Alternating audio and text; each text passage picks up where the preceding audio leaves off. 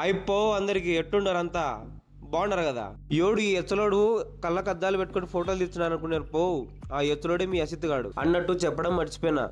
మేమైతే మాకు దగ్గరున్నటువంటి తాడిపత్రికి అయితే మేము విగ్రహాన్ని ఎత్తుకోవడానికి అయితే పోతాము ప్రతి సంవత్సరం. ఇప్పుడైతే మేము మా పిల్లగాళ్ళ కోరిక మేరకు ఇన్స్టాగ్రామ్లో కొత్తగా రిమ్ బ్యానర్ ట్రెండ్ అయింది కదా, అది వేయించుకోవడానికి సాయి స్టిక్కర్స్కి అయితే పోతాండాము.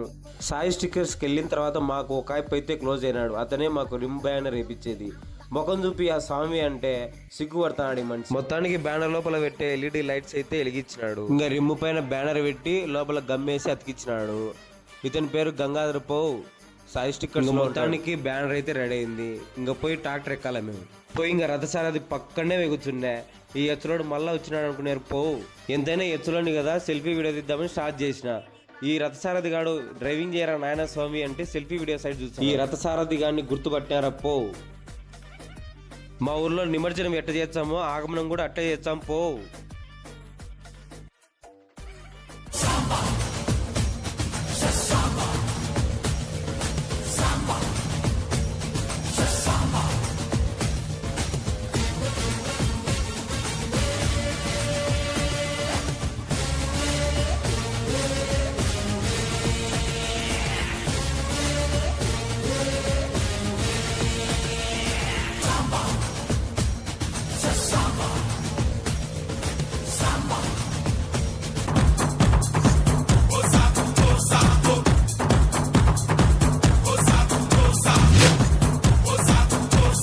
మాకు 10 సార్లు ఒక భయం అయితే ఉంటుంది. ఈ గేట్ కాడ స్తంభం కింద విగ్రహం దూరిపోదా అని.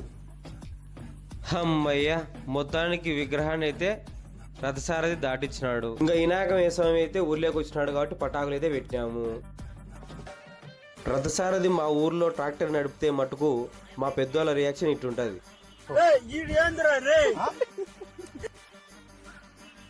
ఇదైతే పోయినసారి రథసారథి నడిపిన వీడియో.